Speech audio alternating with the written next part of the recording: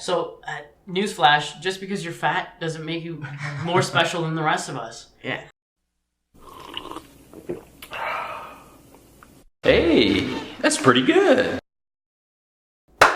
Welcome back to the 7th episode of the Infinity Podcast. The big one, 7 episode. Usually where most podcasts fail, but we refuse to. Yeah. So we're going to keep on going. Today we got a pretty special guest. Haven't seen this kid in about 10 years. Longtime friend of mine. His name is Tarek Musla. Anyway, bro, thanks for joining us today. Yeah, it's a pleasure. I appreciate you taking your time out of your busy, busy day. We got some funny things to talk about today. So recently, Twitter's blown up, Instagram's blown up, basically the entire world's blown up regarding this silly little chicken sandwich. We should hit it up. I'm definitely down. After this. Dude, apparently it's good. The reviews are good. So. And an old guest of ours, Jeff Joseph. Shout out Jeff Joseph. Mm-hmm. I don't think I've ever seen him give anything this high of a score out of 10. He does like food reviews on like his Snapchat or whatever. He does reviews for everything. Right. Like food, music, right. everything. He's overall, he's a critique overall, right? Yeah. And he gave them a 9.5 out of 10. Yeah. Ooh. And that's the highest I've ever seen him give anything. Has he reviewed Chick-fil-A yet? So I don't know. I don't know because I feel like Chick-fil-A's been around for a while. Okay. And like everyone's really had it. Yeah. He usually does like things that are like out of the ordinary. Okay. Like he's reviewed the Oreo cereal or whatever. That one. Oreos, those ones. Yeah. Apparently, I don't know. He said they were good or something. I haven't tried it. I don't know if I will. I don't think I'll ever try that. I know we talked about your like Sour Patch Kids cereal or something. Yeah. Now, my dad did a review on that. I didn't even get to try it because he threw it away. He took one bite and threw the entire box away. Because it was. Yeah, oh no, it was bad. I could tell just by looking at it. But Going back on that Popeyes thing though, like Right. the amount of popularity it got though on Twitter is ridiculous. so crazy. And people have been blowing it up so much that I read the other day that the equivalent that you would have to spend in money for the advertisement that they got from social media is close to $23.5 million. That's crazy. That's insane. That is so much money Dude, but that just they shows didn't you, spend. That shows you the power of social media and like advertising It's on nuts. social media. It's absolutely nuts. And how quick like something like that can travel, reach that number of people and stuff like that. Would you say it's better than television? Television advertising? Oh, yeah. For me, the way I see it is social media marketing and social media is the future of what television was. Mm-hmm. Because a lot of people that have already cut the cords in terms of cable. People don't watch TV anymore. That's the thing. Yeah. Everything move over to Netflix, Hulu, whatever, right? Whatever on-demand service. That's the next thing. That's the future.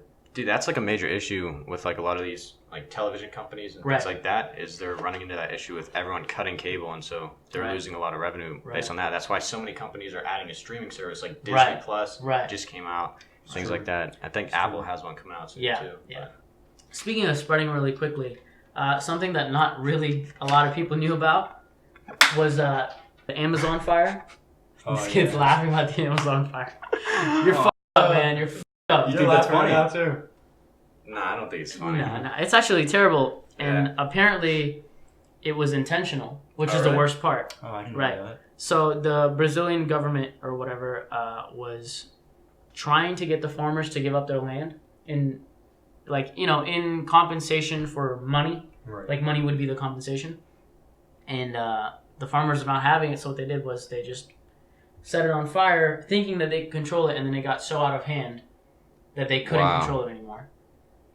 Dude, but like the thing that I've been seeing online a lot is there was like no media coverage about it for like 2 straight weeks or 3 weeks. Right. We're 3 weeks into this being like on fire, and we just now heard about it. But like, what's up with that? Now I feel like because people's main focus for literally the last week was to raise awareness. Mm-hmm. But I feel like by now everybody knows about it. Yeah. Like now should be the time that we like actually do something rather than just say That's the thing that I don't understand is like what does raising awareness really do? But at the same time, it shows you the power of social media. Yeah. Once again, yes.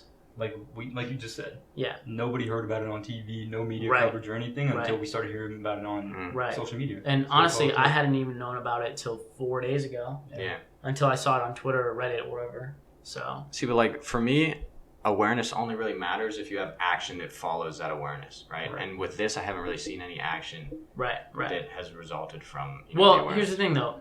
That raises a good question. What can we do about it? I don't know. Like, at this point, it's spreading like literally wildfire. I think they have a couple fundraiser accounts going around like to help it out, whatever. But like, I'm not sure who exactly is going to be helping it. Right, but like, what can they do when the forest fire is this large? You know what I mean? I don't know. I mean, keep in mind, the Amazon rainforest is responsible for 20% of the Earth's oxygen.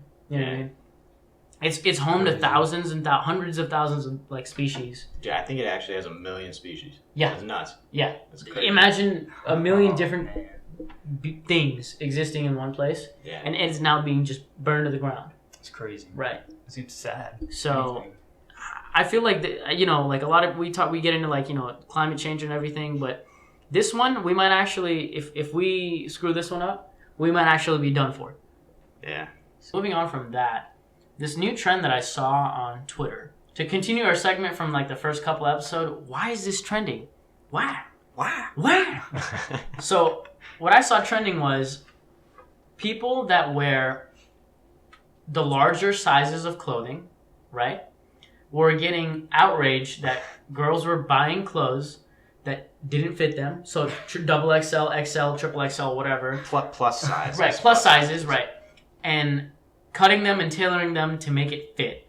And that's the outrage. Which let me just be the first one to say, that's the dumbest thing I have ever heard. Listen. So you're telling me people are getting upset right now. Yes. That they didn't go buy clothes from a thrift shop, but they're getting upset that skinny girls are going to buy the clothes instead of them. Yes. That's ridiculous. Right. Dude, people get offended by everything these days. Everything. Absolutely. Like, cancel culture nowadays. People are so canceling toxic. everything. Like, right. If you cancel everything, where am I supposed to shop? What am I supposed to do? Right.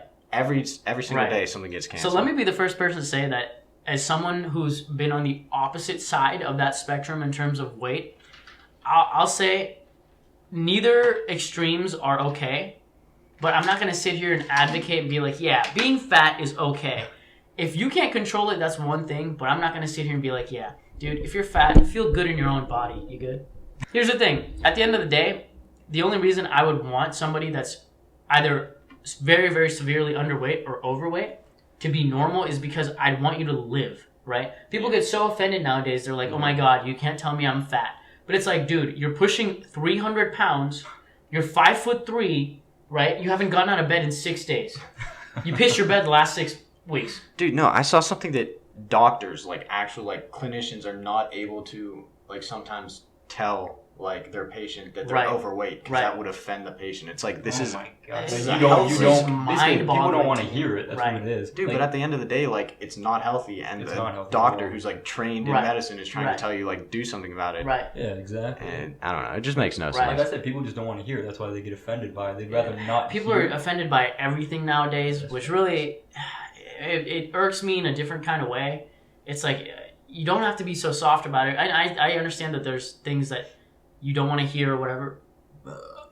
Damn. They certainly didn't want to hear that. Certain things people don't want to hear, but it's like you can't just be coddled your entire life. You can avoid it. You can't just live in a bubble your entire life, because believe it or not, one day somebody will come along and get you with a needle, and then that's the end of your world. That's the end of your perfect world. And that's just how it is, and you should learn how to deal with it and live with it. Yeah, dude, that's the thing. Like, what does getting mad about something or getting offended by something do? It's just not worth it. You just waste your time. Absolutely nothing. Like, move on. Like, do what you need to do. Like, do something productive instead of complain, dude. Like, people spend so much time getting offended and complaining about things. And it's like, well, maybe if you were productive in those areas, you wouldn't have that thing to complain about. You know what I mean? And if you're gonna complain, at least start a podcast like us, so that you can do it publicly. Just voice your own opinion on it. I always feel like hypocritical when I complain about this, because I'm like, oh, I'm complaining about people complaining about things. And it's like, whatever. But no, it's just the way I see it, I just feel like we should complain less, worry less about what others say. And I've been saying this 7 episodes in a row, but who cares what other people think? Just do you. Yeah. Right? So. Dude, but back to this one, how are they trying to dictate what people can buy?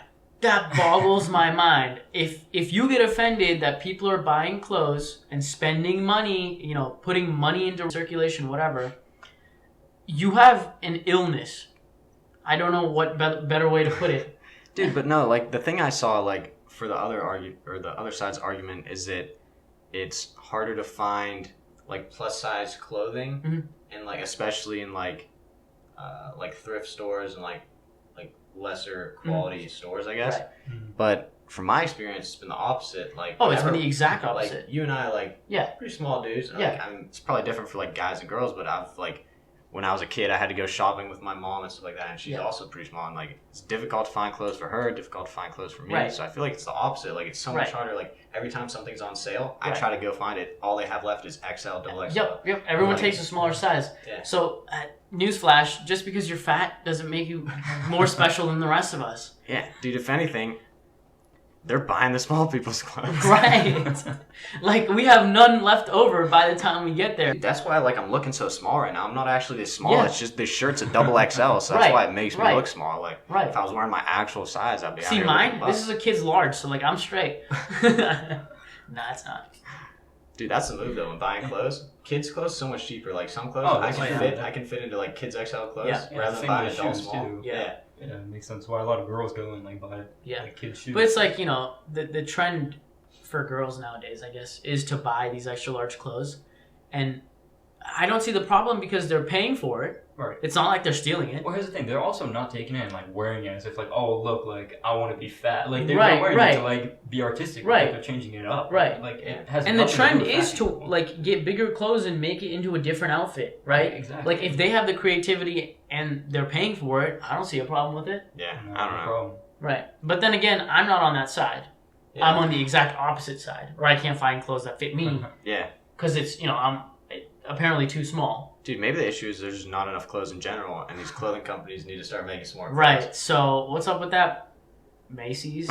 I don't know where clothes are made, man. Or I guess not made, just like distributed. Yeah. Like department. I don't know. I wish people would not be as offended about everything, because this for me is not something you should be getting offended over. Yeah, this is completely ridiculous. So stupid. Wrap things up. I just want to take credit for one trend that if it blows up, I want to take credit for it. The water cup challenge, where you'll be walking in front of your friends and you just throw the cup backward, or throw the water backwards that's in the cup, and see if you can get them. I feel like it's pretty harmless, pretty fun. Yeah. And we've been doing this for like almost a year, and I just started now. I just now started to put it on like social media. Yeah. Well, what would you call it? Water challenge. Oh man. The water challenge. Dude, that's all you need. The water challenge. No, it's just the water challenge. The water cup challenge. Yeah. So it has to be in a water cup then. Why are you putting holes in my story? I'm just, well, you know, other people are gonna be questioned too. So. Right. No, let's just call it the water challenge. Yeah, dude, but I think in order for it to go viral, you gotta hit your target, guy. Oh.